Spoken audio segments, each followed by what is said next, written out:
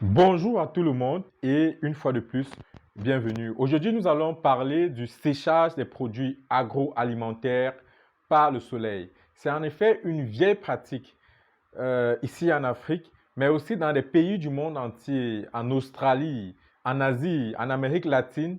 Le soleil a été longtemps utilisé par les fermiers, les pêcheurs, les chasseurs, les agriculteurs pour pouvoir déshydrater leurs produits afin de les conserver sur la durée ou alors afin de pouvoir leur donner certaines caractéristiques physiques ou chimiques particulières. Le séchage solaire a énormément de bienfaits sur certains produits et peut aussi avoir certains inconvénients sur d'autres produits. Cela va dépendre de plusieurs facteurs déterminants, mais cela va surtout dépendre de la nature du produit à déshydrater. Nous allons donc voir tout cela tout de suite après le générique.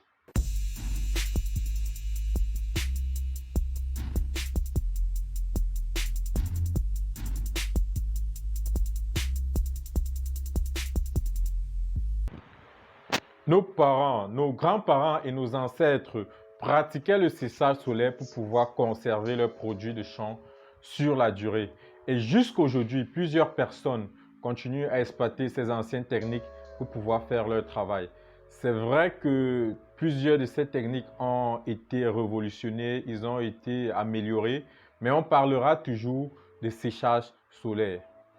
Oui, parce que les fours et les séchoirs mécaniques sont parfois très coûteux et que les personnes n'ont pas les moyens de s'en procurer. Ils vont donc utiliser ces anciennes techniques pour pouvoir mener à bien leurs activités. Ici en Afrique, par exemple, le séchage solaire sera utilisé par les agriculteurs et les cultivateurs, les fermiers, pour pouvoir déshydrater des produits tels que le maïs,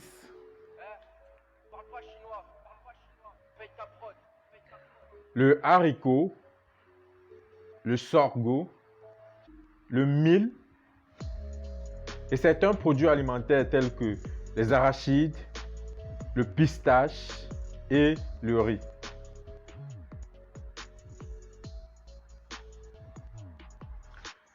Les légumes vont aussi énormément être déshydratés. En parlant de légumes, je vais citer des produits tels que le tabac ou encore les feuilles amères, le ndolé, utilisé beaucoup en cuisine.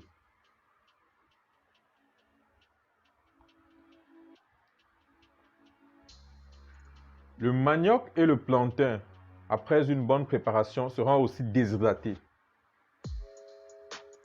Les épices sont aussi énormément déshydratées. On aura les écorces d'arbres, on aura le piment, le gombo et plusieurs autres qui seront séchés par les locaux.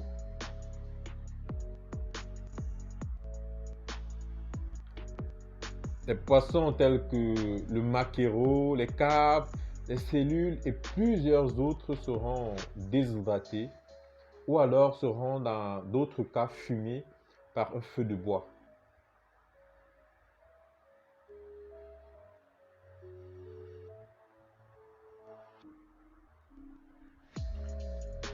La viande est aussi quelquefois déshydratée. Dans un pays comme le Mali, on va déposer sur le soleil, sur le sable, on va déposer des lamelles de viande qui ont été nettoyées, tranchées. On va donc déposer sur le sable du désert parce que là-bas, ils ont ce désert, ils ont le soleil, il fait énormément chaud. Ils vont donc déposer ces tranches de viande sur le désert et ils vont laisser déshydrater et ils vont les récupérer plus tard pour l'exploiter en cuisine.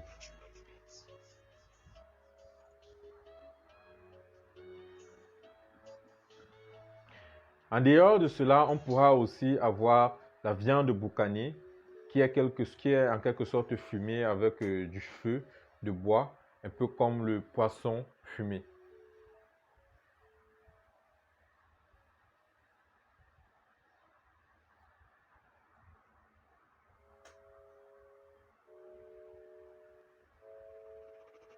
Le cacao et le café sont aussi des produits énormément déshydratés par les cultivateurs, par les agriculteurs, les commerçants et même les industriels qui exploitent ces derniers afin de pouvoir obtenir leurs différents beurres, les tourteaux qui seront utilisés dans les chocolateries.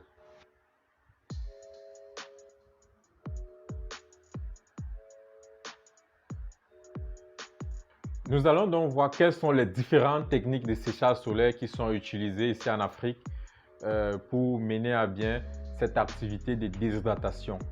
Mais avant cela, je tiens à préciser qu'il y a cette opération avant le séchage. On doit préparer les produits en avance et cette préparation sera très déterminante dans l'obtention du résultat final. Et cette préparation, ça va dépendre du produit qu'on aura à manipuler. Avec certains produits tels que le manioc et le plantain, il va falloir éplucher, laver, découper en de petites lamelles avant d'exposer au soleil.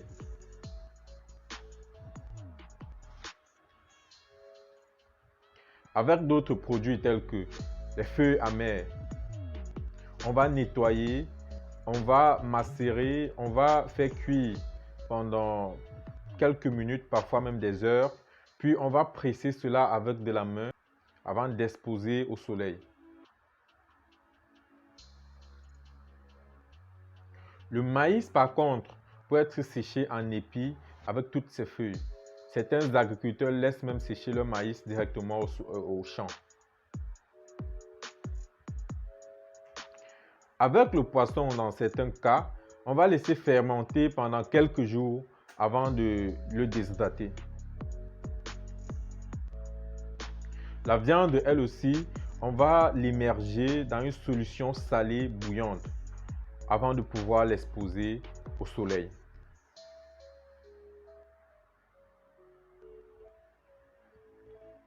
Après donc une bonne préparation du produit, on va donc passer directement au séchage solaire. Et cela peut se faire de plusieurs manières. La première façon d'y procéder, c'est d'exposer directement le produit à déshydrater sur des nattes ou alors sur des pierres propres ou alors sur de la paille. On va étaler le produit à sécher directement sur l'un de ces matériaux et on va l'exposer au soleil.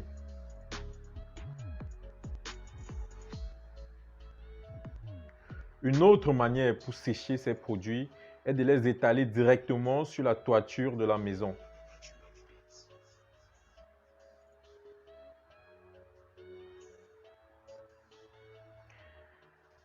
L'inconvénient avec ces deux méthodes que je viens de citer est que les produits sont beaucoup exposés à de la poussière, aux mouches, aux oiseaux et à plusieurs autres prédateurs qui pourront infecter ces produits.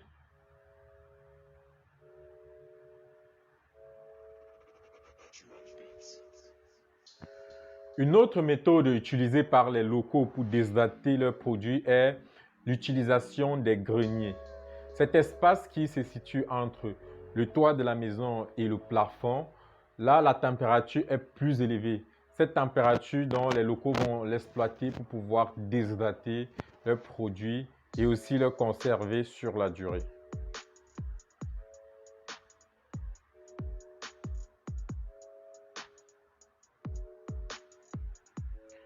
Cette méthode n'est pas utilisée partout en Afrique, juste quelques cultures, quelques régions qui exploitent ces greniers-là pour pouvoir déshydrater leurs produits. Et ça va dépendre des conditions climatiques aussi dans lesquelles ces derniers se trouvent. L'inconvénient qu'on a avec cette méthode de sécher, de déshydratation des produits, c'est qu'on a des prédateurs tels que des rats ou alors des charançons qui pourront facilement attaquer les produits.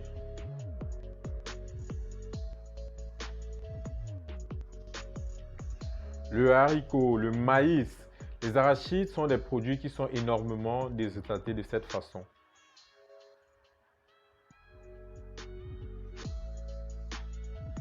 En plus de toutes ces différentes techniques dont je viens de citer, d'autres moyens ont été mis sur pied, d'être techniques un peu améliorées pour faire du séchage.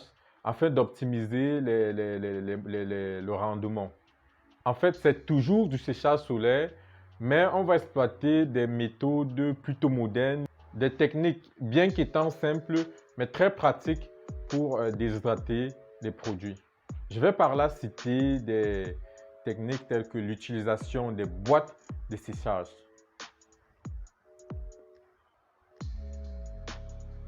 C'est un caisson rectangulaire fabriqué en contreplaqué dont la base est isolée et au-dessus, c'est du plastique transparent ou encore une vitre.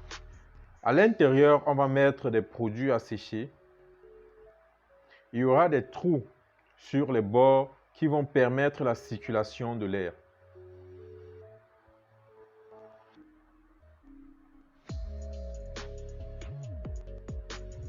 En plus de cela, nous aurons le séchoir de type marquise. C'est une structure faite aussi en bois avec une plateforme qui peut être faite en natte ou alors en tôle d'allure. On va donc recouvrir toute la structure avec soit du plastique transparent ou alors du verre qui va permettre, qui va laisser passer les rayons de soleil. On a aussi d'autres types de séchoirs solaires comme ce modèle canadien qui lui capte la chaleur d'un côté et l'envoie dans le compartiment où se trouvent les aliments grâce à une vitre qui est installée sur le premier compartiment. L'inclinaison de ce dernier est très importante, c'est ça qui va permettre la circulation de l'air.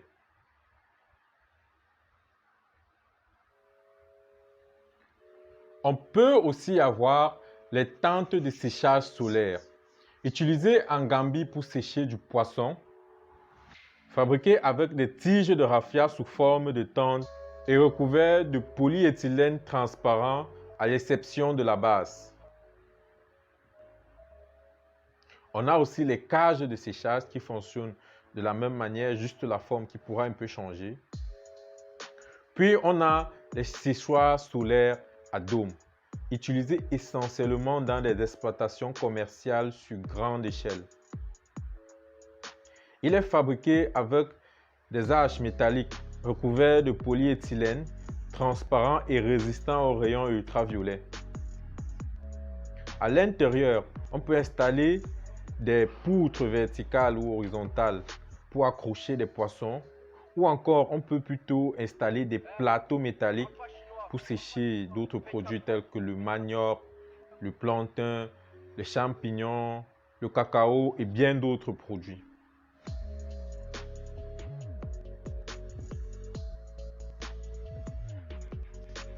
L'avantage qu'on a avec ces différentes technologies de séchage, les boîtes de séchage solaire, les tentes de séchage, les séchoirs de type Nakis, les dômes de séchage, c'est qu'avec cette technologie, on pourra conserver nos produits tout en les déshydratant. On va éviter à ce que les mouches, les insectes, les oiseaux, la poussière puissent infecter notre produit.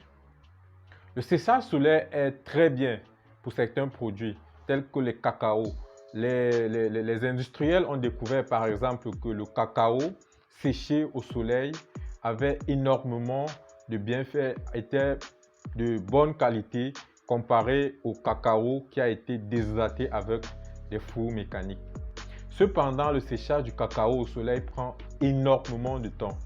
Et ce temps, on n'en a pas lorsqu'on a une clientèle à satisfaire. C'est pour cela que les agriculteurs aujourd'hui vont déshydrater leur cacao pendant quelques jours au soleil et puis ils vont continuer le processus dans des fours pour pouvoir gagner en temps et à la fin obtenir une qualité moyenne. Les produits de champ aussi tels que le pistache, lorsqu'ils sont déshydratés au soleil, ont aussi de bonnes qualités.